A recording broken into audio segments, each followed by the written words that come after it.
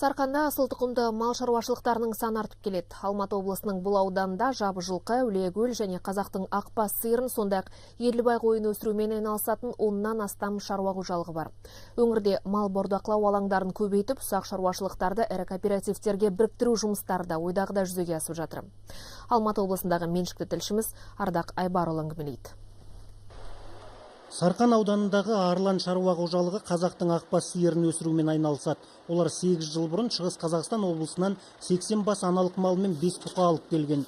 Бұл қожалықта 300-ден астам Қазақтың ақбас сиыры бар. Жаз бойы жайлауда жүрген мал қысқа күйлі кірді. Қазіргі күтімі де жаман емес. Сондықтан мал төлдету науқанын ойдағыдай жүзеге асырып жатқан жайымыз бар дейді шаруалар.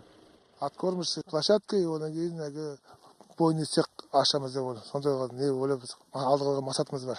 100 бас бола ма, 200 бас бола ма, сондай басқа барады ғой. Қожалық биыл 40 жылқы бордақылап сатты. Қорада тағы осыншама қамбарата төлі байланып тұр. Той-томалақ пен садақаға семіз мал іздеген ауыл адамдары жылқыны осы жерден алып жатыр. Ал ірі қара бордақылаумен айналысатын қожалықтар сиыр етін тікелей Қытай нарығына шығарғанды жөн көреді. Себебі ел ішінде алып сатумен пайда тапқысы келетін делдалдар өте көп. Қытайға экспорттағымыз келеді. Қытай бізге жақын болып тұр қазір. Мына Жаркент арқылы жіберсек пе деген сондай ой болып отыр. Бізде өзімізде алғыштар, олар бағалары арзан болып тұр. Бұл шаруашылық 200 бас ірі қара байлап отыр. Мал сәуір айына дейін бордақылау алаңында болады. Жергілікті атқарушы билік өкілдері етті тиімді бағамен саттыққа шығару жолдарын қарастыруда.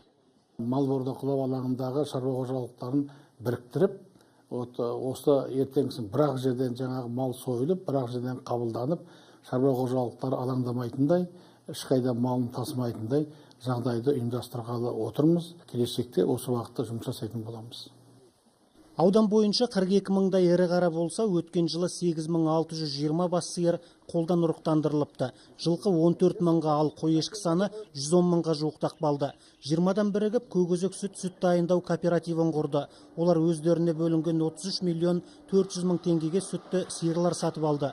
Ал кооператив үшін 100 миллион теңгеге заманауи құрал жабдықтар алынады. Ұсақ шаруашылықтарды ірілендіру жұмысы алдағы уақытта да жалғаса беретін болады дейді аудан басшылары. Ардақ Айбарұлы, Олжас Байбосынов, Алматы облысынан, Хабар 24.